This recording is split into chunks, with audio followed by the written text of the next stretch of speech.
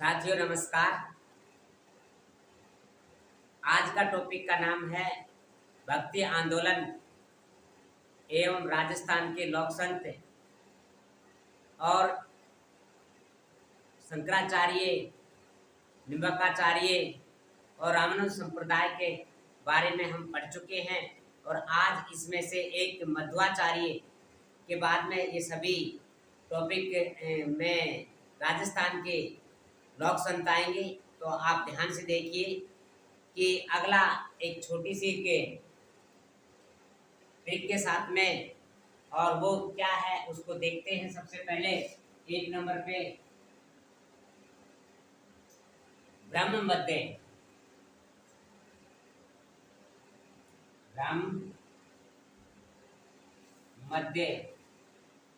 ब्रह्म मध्य गोडी चेत हंस पर, गोडी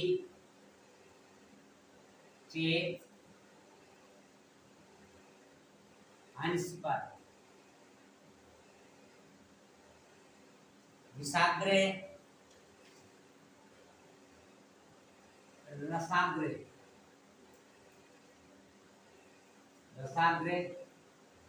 विष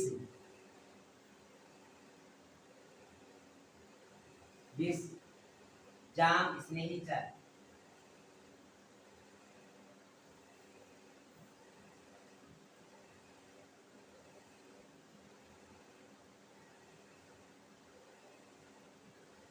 देखिए क्या है ये ब्रह्म मध्य गोडी चेत हंस पर, रसाग्र विष जाम स्नेही चर। ब्रह्म मध्य गोडी चेत हंस पर, रसाग्र विष जाम स्नेही चर। अब इसके एक एक डिटेल के बारे में जानेंगे क्या है। तो यहाँ पर सबसे पहले आता है ब्रह्म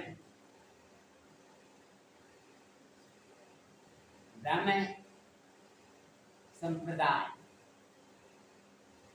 ब्रह्म संप्रदाय के यानी कि कौन माने जाते हैं जनक? मध्वाचार्य।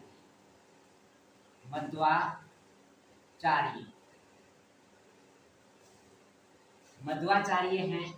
अब इसको याद रखने का तरीका बताता हूँ इसके बारे में कि सबसे पहले बैक होल यहाँ पर लेंगे 12वीं सदी में हुए थे, या हम कहें 12वीं सदी के अंत में थे। कौन? मध्वाचार्य थे। अब बात आती है ये बैकबोर्ड, इसको लेंगे विष्णु का अवतार। विष्णु का अवतार है ये, आप कहें कि वैष्णव संप्रदाय से ही निकल करके आए थे। जो विष्णु की पूजा करते थे वो क्या कहलाए? वैष्णव कहलाए। और बात करते हैं इसी में वृंदावन, वृंदावन की बात करते हैं।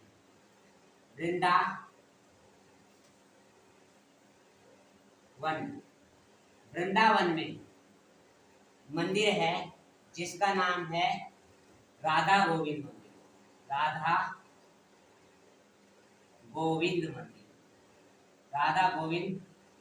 है। कहाँ पर? वृंदावन में। जो किस संप्रदाय का है? कहें तो ब्रह्म संप्रदाय का है। इसका है ब्रह्म संप्रदाय का है। और ये जो वृंदावन में है जो मंदिर, ये किसने बनवाया था? मानसिंह ने बनवाया था। किसने बनवाया था? मानसिंह ने। सवाई मानसिंह था जिसने वृंदावन के मंदिर का निर्माण करवाया। वृंदावन ने मंदिर का क्या करवाया? निर्माण करवाया था। और कब करवाया गया? ये 1593 ईस्वी में, 1593 ईस्वी में करवाया गया था। और यहीं पर एक और बात कर लेते हैं, एक चंद्र महल और है। चंद्र महल के पास है जो राधा गोविंद का मंदिर है। राधा गोविंद का मंदिर है। गोविंद का मंदिर कहाँ पर पड़ता है? ये जयपुर में है। जयपुर में है और इसका निर्माण करवाया था सवाई जयसिंह ने। किसने करवाया था निर्माण? निर्माण की बात आती है तो सवाई जयसिंह ने इसका निर्माण करवाया।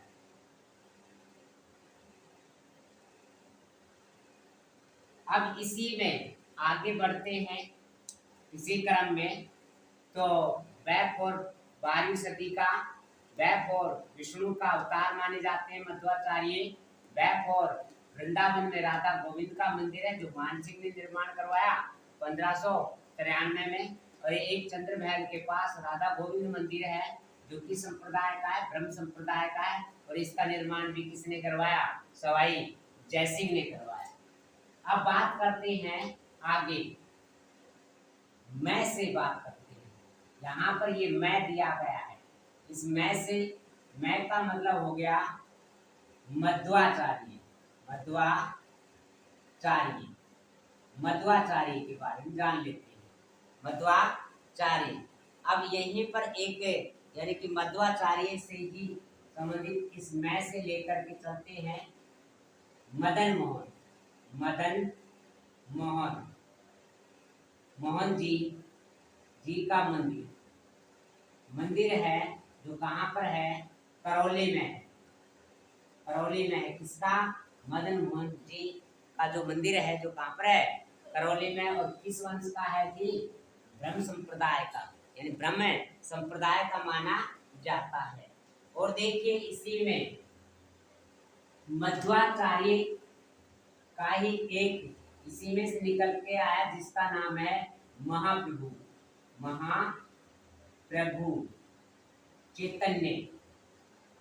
चैतन्य जो कहाँ के थे? बंगाल के थे। बंगाल के थे। इन्होंने क्या किया? ब्रह्म संप्रदाय का प्रचार और प्रसार किया। ब्रह्म संप्रदाय का प्रचार प्रसार किया। किसने किया? महाप्रभु चैतन्य, या ऐसे कहें कि गौरांग महाप्रभु चैतन्य जो बंगाल का था, उसने किसका? ब्रह्म संप्रदाय का प्रचार और प्रसार किया। अब ये जो संप्रदाय था ये राजस्थान में भी फैला। कहाँ पर फैला? राजस्थान में भी फैला। और इसी संप्रदाय, ये कहें कि 16वीं सदी की बात चल रही है। 16वीं सदी में जाकर के 16वीं सदी में इसका 16वीं सदी में फला और फूला। सदी में फला फूला। 16वीं सदी में ये फला फूला। किसके समय में? अकबर के समय में। अकबर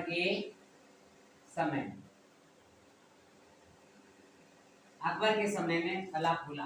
अब इसका अर्थ यहाँ तक समझ में आ गया होगा कि ब्रह्म का मतलब ब्रह्म संप्रदाय, मध्य का मतलब हो गया मध्वाचार्य।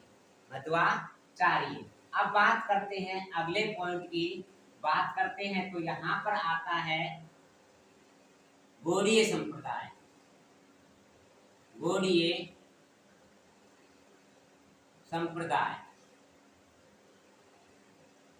गौड़ीय संप्रदाय इसका यानी कि जनक कौन माने जाते हैं? गौरांग प्रभु महाप्रभु चैतन्य, जिसने एकतारा का प्रयोग किया और ये कहाँ के थे? 16वीं सदी में हुए थे। कब हुए थे? 16वीं सदी में। 16वीं सदी में कौन सा संप्रदाय आया? गौड़ीय संप्रदाय आया। गौड़ीय संप्रदाय के प्रतिपादक कौन माने जाते हैं? गौरांग महाप्रभु चैतन्य जी माने जाते हैं। और गौड़ीय संप्रदाय राजस्थान में फला फूला। कहाँ पर फला फूला? राजस्थान में। राजस्थान में फला फूला। और साथ में राजस्थान के साथ में कहें तो वृंदावन में भी फला फूला। वृंदावन में भी फला फूला। तो ये था कौन सा? गौड़ीय संप्रदाय। अब बात करते हैं हंस संप्रदाय की। हंस संप्रदाय के बारे में जानते हैं। अगला संप्रदाय है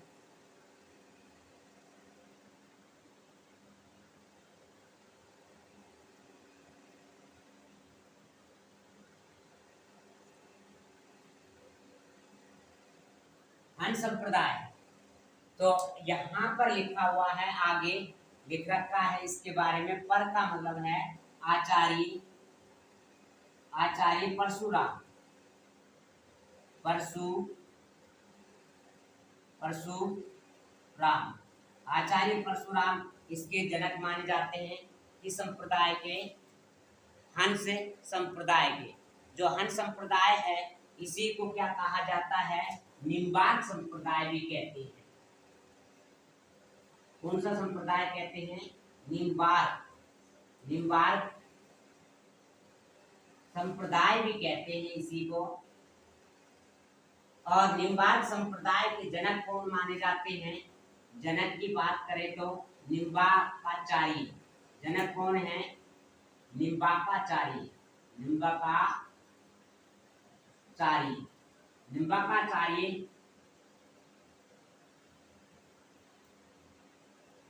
इसके जनक हैं। अब यहाँ पर जब ये आता है, निम्बार्क संप्रदाय की मुख्य पीठ कहाँ पर है? निम्बार्क संप्रदाय की, निम्बार्क संप्रदाय की मुख्य पीठ, जब मुख्य पीठ की बात आती है तो कहाँ पर है? सलेमाबाद, अजमेर में है। सलेमाबाद, अजमेर में।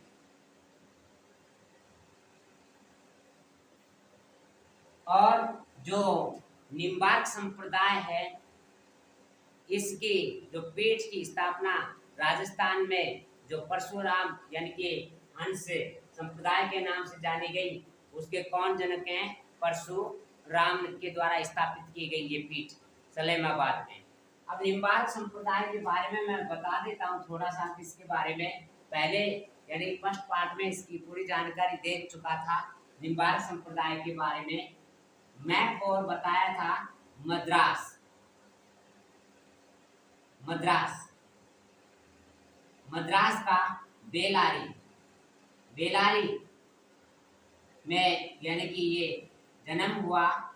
और यहाँ पर कैक का मतलब बताया था क्लौतमन।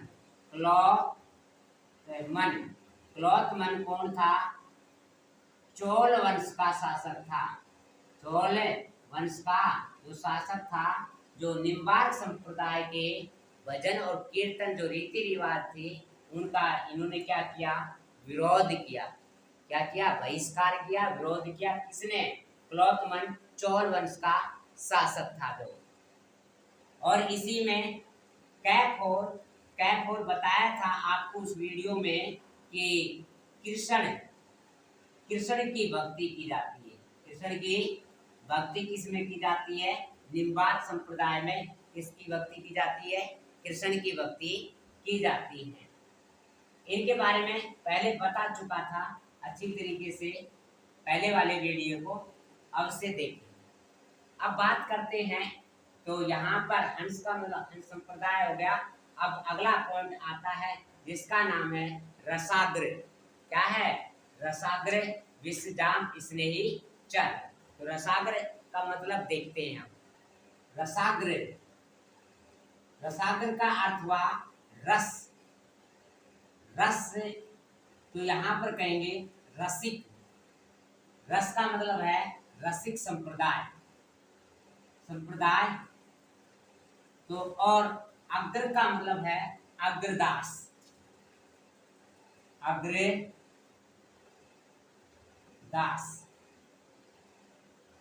अग्रदास महाराज। अब इसको थोड़ा सा समझने की कोशिश करें, रसिक शब्द को समझेंगे। रैफोर, रेवासा, रेवासा खारे पानी की झील है, और जो कहां पर रेवासा स्थान है, सी फॉर सिक्कर, सी फॉर सिक्कर, रैफोर रेवासा, और कैप फोर, कैप फोर का अर्थ हुआ कृष्णदास पयहारी के शिष्य, कृष्ण दास पयहारी, पयहारी के शिष्य अग्रदास जी, अग्रदास जी। वो पूछेगा सवाल कि रसिक संप्रदाय के प्रतिपादक कौन है, तो आपको क्या बताना है? रसिक संप्रदाय का कृष्णदास पयहारी के शिष्य अग्रदास जी। और कहाँ ये मुख्य पीठ कहाँ पर है? मुख्य पीठ की बात कहे तो यहाँ पर बताना आप, मुख्य पीठ है रेवासा सीकर में, रेवासा सीकर में। अब बात यहाँ पर आती है, लेकिन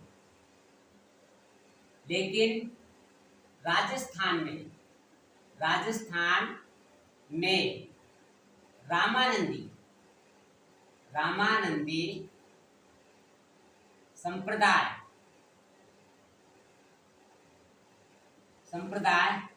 जो रामानंदी संप्रदाय था, उसका प्रारंभ किसने किया?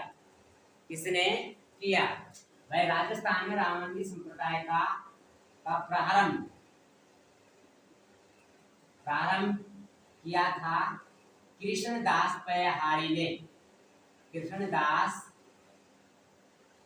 पयहारी। अब आगे बात आती है रामानंदी संप्रदाय की मुख्य पीठ, जो रामानंदी संप्रदाय है, आगे पढ़ेंगे इसको। तो रामानंदी संप्रदाय की मुख्य पीठ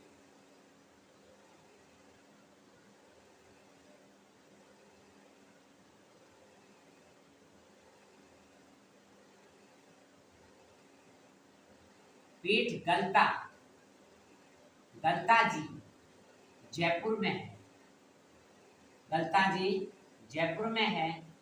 और गालव ऋषि के ने तपस्या की थी, इसलिए इसका नाम क्या पड़ गया? गलता जी नाम पड़ गया। अब बात करते हैं अगला संप्रदाय विषजाम, विषजाम की बात करते हैं। विष का मतलब है भाई विष्णोई, विष्णोई संप्रदाय। विष्णोई संप्रदाय के जनक कौन माने जाते हैं? प्रतिपादक कौन माने जाते हैं? जाम्बोजी। कौन माने जाते हैं?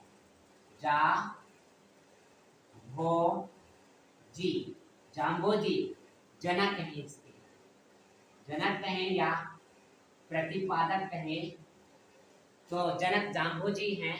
तो अब यहाँ पर थोड़ा सा जान लेते हैं इन्हीं शब्दों के माध्यम से। विष्णोई का मतलब हुआ यहाँ पर बीकानेर, बीकानेर का एक नो का मतलब है नोखा, या सुधा साथ नो कहे मुकाम, तालवा, नोखा, बीकानेर, मुकाम तालवा नोखा बीकानेर। ये क्या है सर? ये मुख्य पीठ है, मुख्य पीठ के बारे में पूछे। विष्णोई संप्रदाय की मुख्य पीठ कहाँ पर है? बैक और बीकानेर, नौ फॉर नोखा। पूरा नाम कहें तो मुकाम तालवा नोखा है। अब यहाँ पर आगे बात आती है सह शब्द से और लेते हैं। इस सह का अर्थ लेकर के चलते हैं तो सह फॉर सम्राथल। सम्राथल, सम्राथल भी बीकानेर में पड़ता है। ये सम्राथल क्या है? सम्राथल किसके लिए प्रसिद्ध है? ये जो जाम्बो जी की कर्म स्थली है। क्या है? कर्म स्थली, कर्म स्थली है। जाम्बो जी की कर्म स्थली का क्या नाम है? सम्राथल। अब यहीं पर बात आती है कि जन्म के बारे में और बात कर लेते हैं। जन्म के बारे में बात करते हैं तो जन्म कहाँ हुआ जाम्बो जी का? जयपुर जन्म। जयपुर जन्म की बात करते हैं तो जन्म हुआ बैपुर भाद्र पद कृष्ण अष्टमी के दिन हुआ। और कहाँ पर हुआ? पीपासर नागौर में। पीपासर नागौर में जन्म हुआ। इनका? जाम्बो जी का। अब यहीं पर जैसे संबंधित पॉइंट पढ़ेंगे हम। जैसे संबंधित पॉइंट कौन कौन से हैं उनके बारे में जान लेते हैं। जयपुर की बात करें तो जाम्बा, जाम्बा पड़ता है फलोदी में। जाम्बा फलोदी, जाम्बा फलोदी कहाँ पर पड़ता है? जोधपुर में। और ये है अन्य तीर्थ स्थल। अन्य तीर्थ किसके? जाम्बो जी के अन्य तीर्थ है जयपुर जाम्बा, जो पड़ता है फलोदी में। और कहाँ पर पड़ता है? जोधपुर में। एक पड़ता है जयपुर जाबुल। अगला बात करें जाबुल। जाबुल है जो पड़ता है बीकानेर में। बीकानेर में पड़ता है।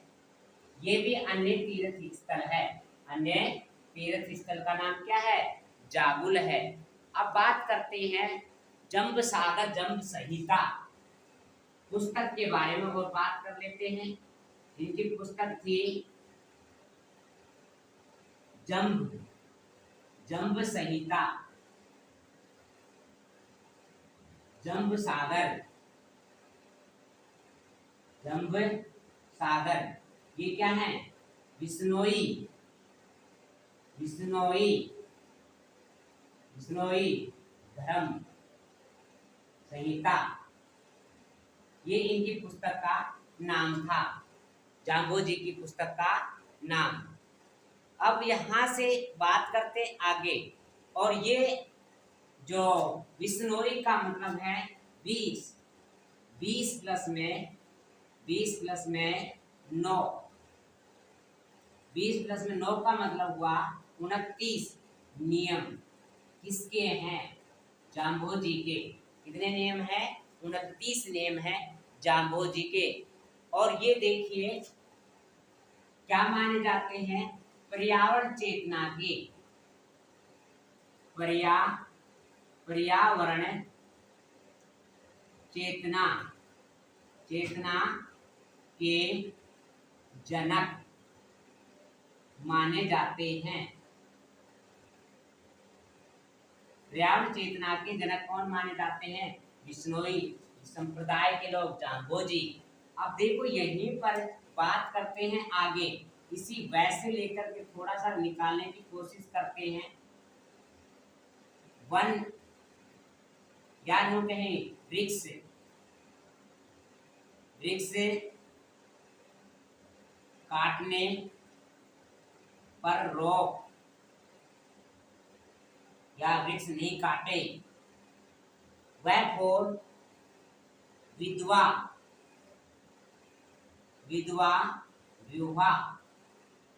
विवाह अनिवार्यता बताए। वह फोर वध पर रोक रोक लगाई, यानी कि पशु वध नहीं होना चाहिए। क्या नहीं होना चाहिए? पशु वध नहीं होना चाहिए। अब एक और रामड़ावास पिपाड़ जोधपुर पड़ता है। रामड़ावास क्या पड़ गया? रामड़ावास पिपाड़ जोधपुर। जोधपुर में अन्य तीर्थ स्थल है। क्या है? अन्य तीर्थ स्थल का भी नाम है रामड़ावास जोधपुर में। तो ये था। अब याद रखने का सीधा सा तरीका है और कुछ भी नहीं है इसमें कि बिश्नोई का मतलब वैफोर बीकानेर और वैफोर कहें 20 प्लस में 9 29 नेम है। और वैफोर वृक्ष काटने पर रोक, वैफोर विधवा विवाह अनिवार्यता और पशुवध पर रोक। ये बताए, ये कह सकते हैं कि जाम्बोजी एक समाज सुधारक थे। क्या थे? जाम्बोजी एक समाज सुधारक थे। अब सह का मतलब बताया समराथल। समराथल क्या है? जाम्बोजी की कर्म स्थली क्या रही है? समराथल रही है। और मुख्य पीठ कहाँ रही है? नोखा, मुकाम, तालवा। और यहीं पर नौका मतलब क्या हो गया? नौका शब्द निकल करके आ गया।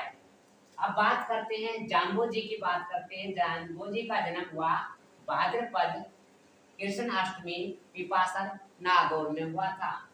अन्य तीर्थ स्थल जाम्बा फरोदी जोधपुर में, जागुल बीकानेर में। पुस्तक की बात करें तो जम्ब संहिता, जम्ब सागर और विश्नोई धर्म प्रकाश या संग्रह, ये क्या थी?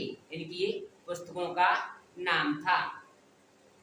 अब अगले बात करते हैं अगले पॉइंट पर स्नेही चर पर। स्नेही चर पर बात करेंगे, यानी राम स्नेही संप्रदाय।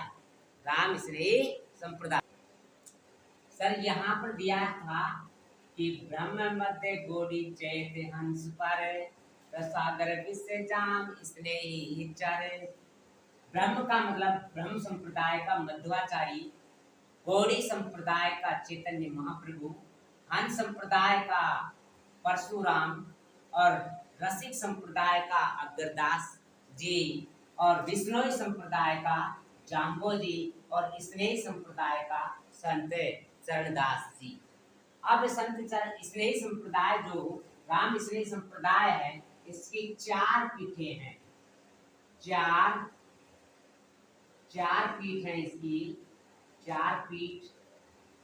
वो 4 पीठ कौन कौन सी है यहाँ पर बताई जा रही है इसमें राम स्नेही संप्रदाय की। रे दरियाव सिंह सारा खेड़ा रामदास, अल्लाह अल्लाह को प्रणाम नीरज हरि खुद संत दास। क्या कहा? रे दरियाव सिंह सारा खेड़ा रामदास, अल्लाह अल्लाह को प्रणाम नीरज हरि खुद संत दास। यहाँ से सवाल आता है, ऐसा एग्जाम नहीं जाता यहाँ से सवाल नहीं पूछता। या तो कूट मेल में पूछता है या अन्य प्रकार से बना करके सवाल पूछ लेता है। सबसे पहले बात करते हैं राम स्नेही संप्रदाय की। यहाँ पर स्नेही का अर्थ हुआ राम स्नेही संप्रदाय। राम स्नेही संप्रदाय।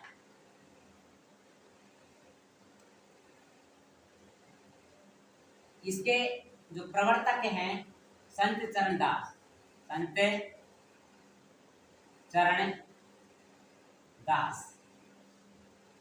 जी हैं इसके प्रवर्तक। ठीक है जी। अब बात करें संत चरणदास जी कहाँ के थे? डेरा शाहपुर, सॉरी यानी शाहपुर डेरा शाहपुर नहीं, शाहपुरा भीलवाड़ा में राम स्नेही संप्रदाय का मेला लगता है। अब यहीं पर बात करें संत चरणदास जी कब से कब रहे, 1720 से लेकर के 1798 तक, 1720 से 1798 तक संत चरणदास जी रहे। और यहीं पर बात करते हैं आगे कि इनका गुरु का नाम था, गुरु का नाम कोई नहीं पूछता, गुरु का नाम था कृपाराम, कृपा राम था गुरु का नाम। और इनकी एक रचना थी, रचना इनकी रचना संत चरणदास जी की जो रचना थी उसका नाम था यानी कि अर्णवाणी, अर्णवाणी, ये इनकी रचना रही है। ये कहें कि राम स्नेह की संप्रदाय की सबसे मुख्य पीठ कौन सी थी, जो शाहपुरा भीलवाड़ा की, कहाँ की थी, शाहपुरा भीलवाड़ा की थी। और इनका जन्म की बात करें तो सोडाग्राम जयपुर में हुआ था। जन्म की बात करें तो किनका, संत चरणदास जी का, सोडाग्राम ग्राम जयपुर में हुआ। और मृत्यु की बात करें, मृत्यु भी इनकी भीलवाड़ा में हुई, शाहपुरा भीलवाड़ा में मृत्यु हुई। और समंदवी मुख्य पीठ भी कहाँ पर है, मुख्य पीठ भी शाहपुरा भीलवाड़ा में। ठीक है सर, यहाँ तक समझ में आ गया होगा। अच्छा, सोडाग्राम एक पड़ता है टोडाग्राम, टोडाग्राम पड़ता है टोंक में। वो किसकी गुफा है, संत पीपा जी की गुफा के नाम से प्रसिद्ध है। टोडाग्राम टैप और टोंक में। सोडाग्राम पड़ता है जयपुर में, जो किसकी है, जन्मस्थली संत चरणदास जी महाराज की है। अब बात करते हैं आगे, यहां से चालू करते हैं इसको। यहां से जब चालू करते हैं, रे का मतलब क्या है, रैन नागौर, रे का अर्थ हुआ रैन, रैन पड़ता है नागौर में। रैन कहां पर पड़ता है, नागौर में। रैन पीठ जो राम स्नेह संप्रदाय की दूसरी पीठ है, दूसरी पीठ है, उसका नाम है रैन संप्रदाय। तो रैन, इसकी संप्रदाय की स्थापना किसने की थी, दरियाव सिंह, संत दरियाव सिंह, संत दरियाव सिंह थे भाई, संत दरियाव सिंह के बारे में। अब यहाँ पर बात करें तो ये 1676 से और 1733 तक रहे, 1676 1733 तक रहे थे। लेकिन मुख्य पीठ की बात करें तो जो प्रसिद्ध पीठ है वो शाहपुरा भीलवाड़ा की है, शाहपुरा भीलवाड़ा की है। अब यह दरियाव सिंह के जन्म के बारे में बात करें तो जन्म कहाँ हुआ, जन्म जैतारण, जैतारण। देखो इसमें भी रण आ रहा है और यहाँ पर भी क्या आ रहा है, रण ही आ रहा है। तो जैतारण में किसका जन्म हुआ, जो जैतारण पड़ता है पाली में, कहाँ पर पड़ता है, पाली में पड़ता है। ठीक है। और जब एक देखो मुख्य पीठ वहां पर बनाई जाती जहां पर उनकी समाधि स्थल होता है, समाधि स्थल। तो समाधि स्थल कहाँ पर रहा होगा दरियाव सिंह का, रैन नागौर में था, रैन नागौर में था। जन्म स्थली को नहीं बनाया जाता है। अब यहीं पर बात करें, इनके गुरु का नाम था प्रेम नाथ जी। क्या नाम था, गुरु का नाम था, गुरु का नाम क्या था, प्रेम, प्रेम नाम, या नो कहें बालक नाम था, बालक नाथ इनके गुरु का नाम था। अब यहां से बात करते हैं C4, तीसरे पॉइंट पे बात करते हैं सिंथल। तीसरे पॉइंट पे बात आती है तो यहाँ पर आती है सिंथल की।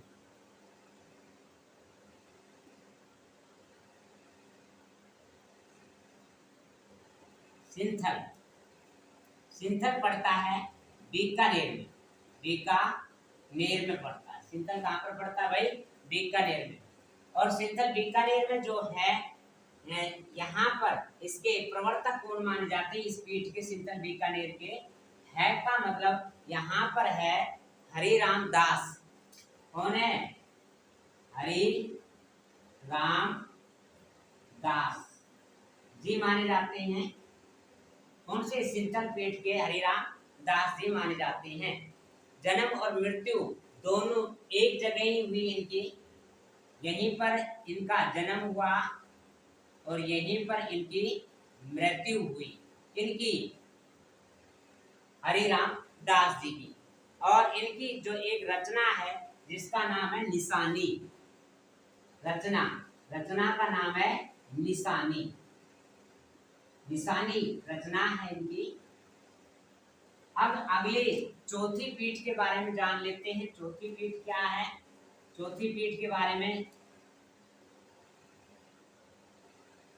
सा का मतलब शाहपुरा और रामचरण जी हो गए, और खेड़ा का मतलब है खेड़ापा, खेड़ापा। खेड़ापा पड़ता है जोधपुर में, जोधपुर में। और इसका अर्थ हुआ, प्रवर्तक कौन है? संत रामदास, संत रामदास जी इसके प्रवर्तक माने जाते हैं। अब संत रामदास जी के बारे में, यानी कि 1726 से लेकर के 1798 तक रहे, 1726 से लेकर के 1798 तक रहे।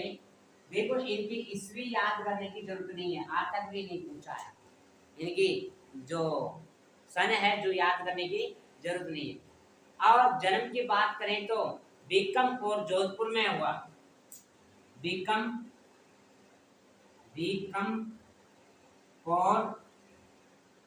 जोधपुर में जन्म हुआ, जोधपुर में जन्म हुआ, में जन्म। और यहीं पर बात आती है, मृत्यु की बात करें तो मृत्यु इनकी खेड़ापा में हुई। मृत्यु कहां पर हुई? खेड़ापा, खेड़ापा में मृत्यु हुई। ये थे राम स्नेह की 4 पीठें। अब बात करते हैं अल्लाह को प्रणाम नीरज हरि खुद संत दास के बारे में जानते हैं। अब बात करते हैं यहाँ पर अल्लाह शब्द से। अल्लाह के यहाँ 2 अर्थ निकलेंगे। एक का अर्थ निकला ऐप और, अल्लाह के अर्थ देखेंगे, अल्लाह यहाँ आया ऐप और अलवर, अलवर लाभ और, अलवर में है लाल दास जी, लाल दास जी, संत लाल दास जी हुए। कौन हुए हैं? संत लाल दास जी, जो धोली दूब अलवर में हुई। कहां पर? धोली दूब, धोली दूब अलवर में। और कब हुए? 1540 ईस्वी में, जब अकबर पैदा हुआ था, जबी हुए। 1540 में कौन पैदा हुए थे? महाराणा प्रताप हुए थे। 41 में रामचंद्र सेन हुए थे। 42 में अकबर पैदा हुआ था। इस तरीके से तो क्रम था। तो यहाँ पर महाराणा प्रताप था, उसी समय कौन थे? संत लाल दास जी थे, संत लाल दास जी थे। और यहीं पर थोड़ा सा हम जाने तो 41 की बात करें, 1541, 1542, तो यहाँ पर ये महाराणा प्रताप हुए। 40 में 41 रामचंद्र सेन हुए और 42 में अकबर हुए। तो यहाँ पर 1540 ईस्वी में कौन थे? लाल दास जी, लाल दास जी, जो आराध्य देव किनके माने जाते हैं? आराध्य देव, आराध्य देव हैं मेव जाति के। किसके हैं? मेव जाति जो पाई जाती है उनके आराध्य देव। और ये मुख्य पीठ की बात करें तो इनकी मुख्य पीठ है पीठ नंगला, नंगला जहाजपुर, जहाजपुर कहाँ पर पड़ता है? भरतपुर में, भरतपुर में इनकी मुख्य पीठ है। नंगला जहाजपुर भरतपुर में मुख्य पीठ है। और समाधि की बात करें तो समाधि स्थल कहाँ पर है? समाधि स्थल है शेखपुर। शेखपुर जो कहाँ पर पड़ता है? अलवर में पड़ता है। अलवर में पड़ता है। यहाँ पर इनकी क्या है? समाधि स्थल है। अब सवाल यहाँ पर सबसे बढ़िया बनता है, मध्यकालीन समय के महान संत माने जाते हैं किसके? मध्यकालीन समय के महान संत थे। मध्यकालीन समय के महान संत कौन थे? लाल दास जी थे। और इन्हीं के मेले के अवसर पर रणबाजा और रतवई नृत्य किए जाते हैं। कौन से नृत्य हैं? एक तो हो गया रणबाजा और रतवई नृत्य किए जाते हैं। और ये रणबाजा रतवई के बारे में यदि जानना चाहते हो तो राजस्थान के लोक नृत्य में देख। अब यहाँ पर बात करते हैं अल्लाह का दूसरा अर्थ। अल्लाह का दूसरा अर्थ के बारे में जानते हैं। अल्लाह का दूसरा अर्थ हुआ अल का मतलब हुआ अलखिया संप्रदाय। अलखिया संप्रदाय और लालदास जी ने कौन सा संप्रदाय चलाया? लालदासी संप्रदाय चलाया। और अलखिया संप्रदाय किसने चलाया? तो लाखोर लालगिरी। कौन किसने चलाया? लालगिरी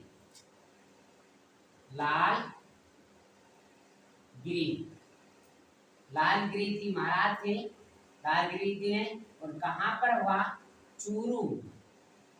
कहाँ से संबंध है? चूरू। 10वीं सदी की बात है। कब की बात है? 10वीं सदी की बात है। ये 10वीं सदी में हुआ था। अलखिया संप्रदाय मंदिरों पर भी लिखा रहता, अलख निरंजन लिखा रहता ना। तो यहाँ पर अलखिया संप्रदाय के जनक कौन मान जाते हैं? लालगिरी जी। इनकी रचना जो है, रचना की बात करें तो अलग प्रस्तुति प्रकाश है। रचना क्या है? अलग से ही शब्द आया। अलग है प्रस्तुति, अलग है स्तुति प्रकाश इनकी रचना का नाम है। और इनकी मुख्य पीठ की बात करें तो बीकानेर में अलखिया संप्रदाय की मुख्य पीठ कहाँ पर है? बीकानेर में। तो अल्लाह शब्द का अर्थ समझ में आ गया होगा। एक का अल का मतलब हुआ अलवर हुआ और ला का मतलब लालदास हुआ। एक अल का मतलब हुआ अलखिया संप्रदाय, ला का अर्थ हुआ लालगिरी जी। अब बात करते हैं प्रणाम की बात कर लेते हैं। प्रणामी संप्रदाय। कौन सा संप्रदाय? प्रणामी संप्रदाय। प्रणामी संप्रदाय के जनक कौन माने जाते हैं? तो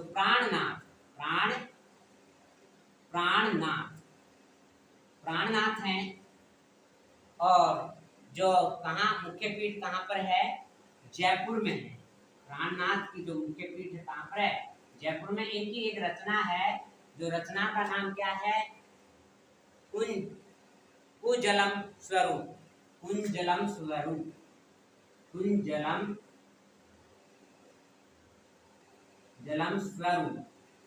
स्वरूप इनकी रचना का नाम है। ये क्या है? रचना। तो प्राणनाथ जी हैं, उनकी रचना का क्या नाम है? कुंजलम स्वरूप है। और प्राणनाथ की मुख्य पीठ कहाँ पर है भाई? जयपुर में है। और प्रणामी संप्रदाय किसने चलाया? प्रणामी, यानी प्राण शब्द से ही बन रहा है और प्राणनाथ जी हो गए। अब अगली बात आती है नीरज। नीरज का मतलब क्या हुआ? निरंजनी संप्रदाय। निरंजनी संप्रदाय। संप्रदाय ये किसने चलाया? यहां पर लिखा है हरि। हरि का मतलब हरिदास। कौन है? हरिदास। हरिदास थे। और जिसका वास्तविक नाम क्या था? हरि सिंह साखला। क्या था? हरि सिंह सांखला। सांखला इनका वास्तविक नाम था। और ये डाकू थे। नामी क्या थे? डाकू थे। नामी डाकू से क्या बन गए? ये संत बन गए। हरि सिंह सांखला डाकू। और यहाँ पर इसकी मुख्य पीठ की बात करें तो कापड़ोद डीडवाना नागौर में है।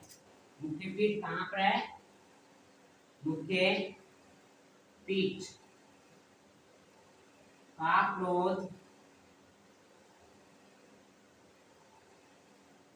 नागौर। नागौर में इनकी मुख्य पीठ है। कौन सी संप्रदाय की? निरंजनी संप्रदाय की। और मृत्यु की बात करें तो गाढ़ा नागौर में हुई। गाढ़ा नागौर में मृत्यु गाढ़ा नागौर में हुई थी भाई।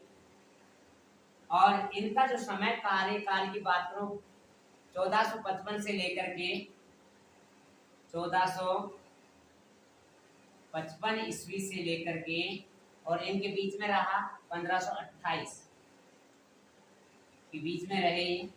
अब बात आती है निरंजनी संप्रदाय का। हरिदास हो गया हरिदास, और गूदड़ का मतलब है गूदड़ संप्रदाय।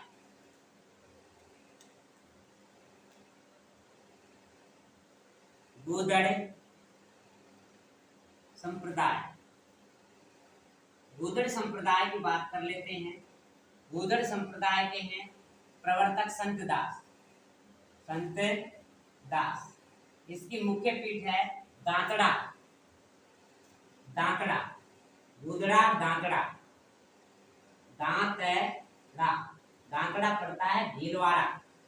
भीलवाड़ा भीलवाड़ा में पड़ता है भाई। गूदड़ संप्रदाय की मुख्य पीठ कहाँ पर है? दांतड़ा भीलवाड़ा में है। अब देखिए इसी के बारे में कुछ रह गया, अगले यानी कि वीडियो में देखेंगे। अच्छा लगे तो शेयर करना, सब्सक्राइब करना और कमेंट करना न भूलें। Thank you, all the best.